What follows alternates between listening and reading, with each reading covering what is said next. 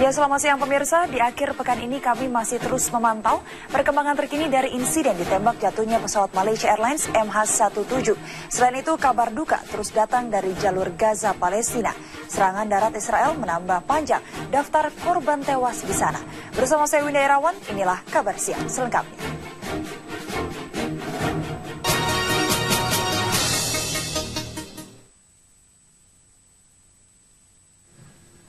Pemirsa, rekapitulasi surat suara masih berlangsung di sejumlah daerah di Sumatera Barat dan Sumatera Selatan. Dari hasil rekapitulasi, perolehan suara pasangan Prabowo Hatta lebih unggul ketimbang pasangan Jokowi JK. Sementara hasil keseluruhan akan diumumkan oleh KPU Pusat tanggal 22 Juli nanti.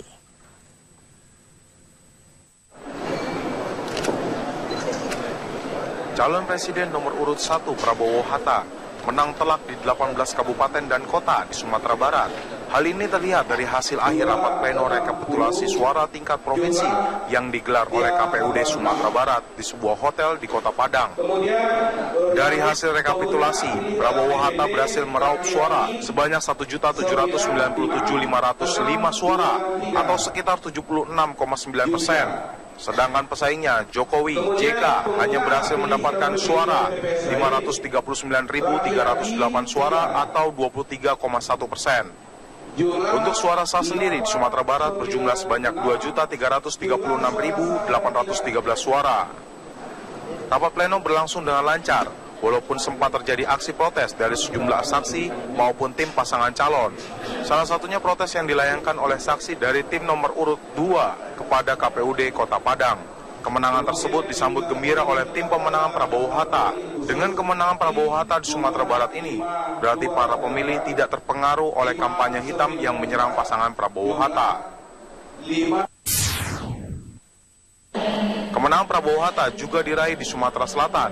Berdasarkan rekapitulasi hasil perhitungan suara kabupaten dan kota, pasangan Prabowo Hatta meraih 2.132.163 suara. Sementara pasangan Jokowi JK memperoleh suara sebanyak 2.027.049 suara.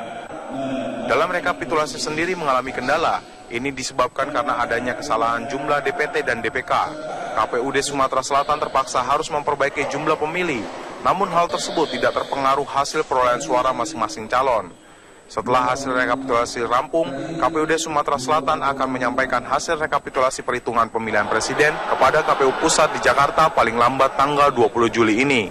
Dari Padang, Sumatera Barat dan Palembang, Sumatera Selatan, tim TV One mengabarkan.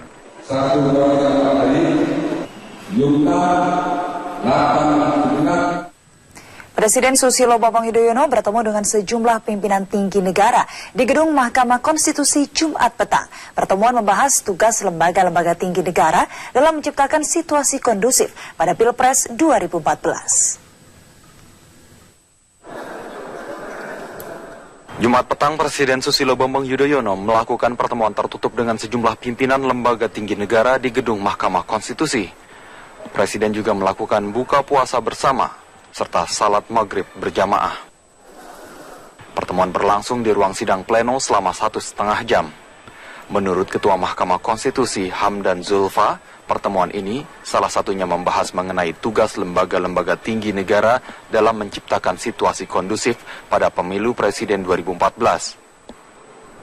Hamdan menegaskan, lembaga yang dipimpinnya independen, netral, dan tidak mendukung salah satu pasangan capres dan cawapres. Oleh karena itu pimpinan lembaga negara berkomitmen untuk menjaga independensi KPU dalam menetapkan hasil pemilihan umum presiden dan wakil presiden.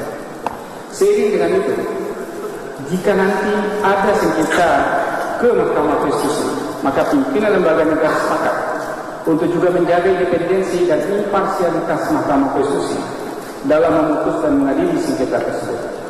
Pimpinan lembaga negara akan terus memastikan tidak ada intervensi dan tekanan kepada Mahkamah Konstitusi dalam memutuskan secara apapun. Hamdan juga mengimbau pasangan capres dan cawapres yang keberatan akan hasil keputusan KPU nanti dapat menempuh jalur konstitusional ke Mahkamah Konstitusi setelah pengumuman. Dari Jakarta, Ivan Firmansyah, Anton Fikela, TV One mengabarkan.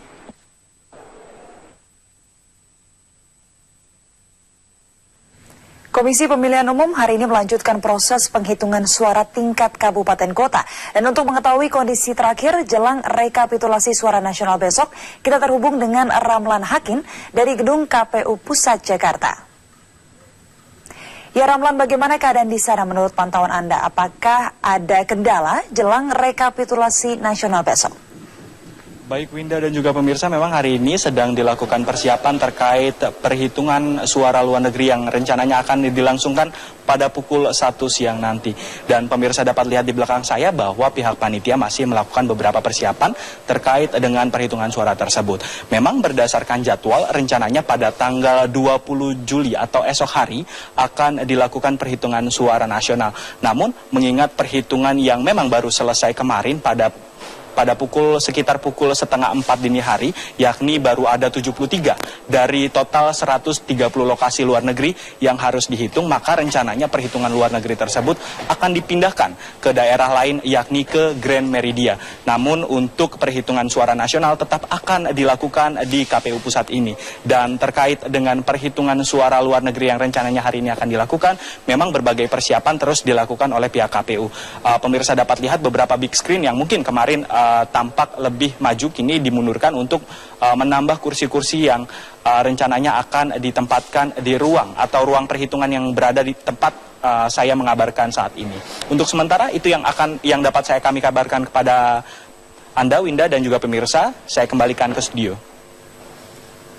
Ya pemirsa, itu tadi laporan langsung dari KPU Pusat Jakarta. Dan menjelang hasil akhir pemilihan presiden ini, Cameo Fun Campaign kembali merilis video bertemakan pemilu presiden 2014. Sejumlah artis seperti Dwiki Darmawan, Rahel Mariam, Project Pop, Mario Lawalata ikut ambil bagian dalam pembuatan video klip itu.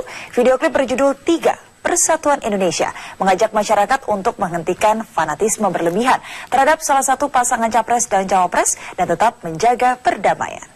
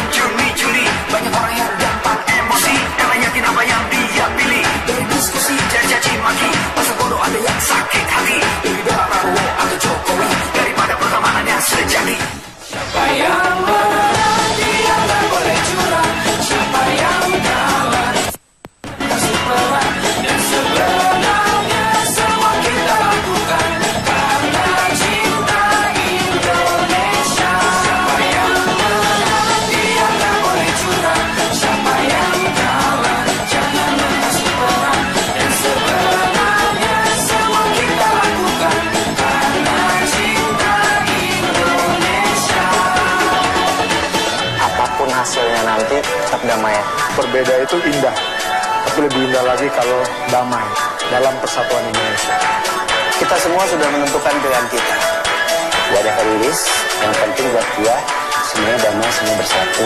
Persatuan dan perdamaian adalah kekuatan kita. Jadi buat gua damai untuk Indonesia.